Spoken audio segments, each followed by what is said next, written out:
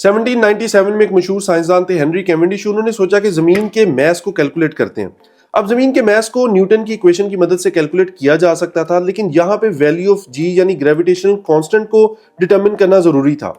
Value of जी बहुत ही छोटी value है। अब इसको डिटरमिन करने के लिए एक बहुत ही सेंसिटिव एक्सपेरिमेंट की जरूरत थी। हेनरी कैवेंडिश एक अमीर आदमी थे, तो उन्होंने अपने घर की लेबोरेटरी में एक सेपरेट रूम में इस एपरेटस को डिजाइन किया। यहाँ पे उन्होंने एक वायर के जरिए एक लंबे रॉड को सस्पेंड किया और इसके दोनों तरफ उन्होंने छोटी लेड बॉल्स को अटैच किया। इन छोटी बॉल्स के करीब उन्होंने कुछ बड़ी हैवी बॉल्स को रखा।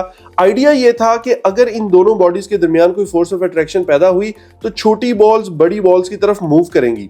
तो ये जितना मूव करेंगी तो फिर वहां पे बनने वाले इस एंगल को कैलकुलेट किया जा सकता है और इस एंगल की मदद से फिर फाइनली वैल्यू ऑफ जी को कैलकुलेट किया जा सकता है। अब ये इतना आसान नहीं था। यहाँ पे कोई 17 इंटरकनेक्टेड वैल्यूज थी जिनको हासिल करना था। कैवेंडिश को कोई 1 साल का टाइम लगा और फिर फाइनली उन्होंने वैल्यू ऑफ जी को डिटरमिन किया, जो 6.75 × 10⁻11 थी। अब ये एक बहुत बहुत कमजोर फोर्स है।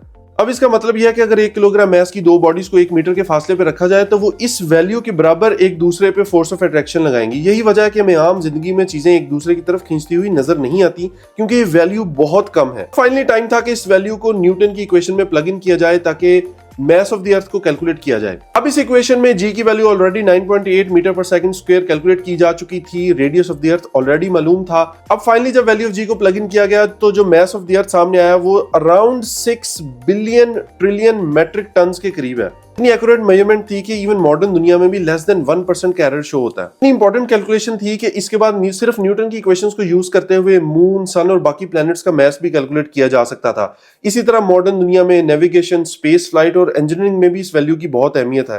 कैवेंडिश का किया गया एक्सपेरिमेंट आज भी हमारे लिए फायदेमंद साबित हो रहा है।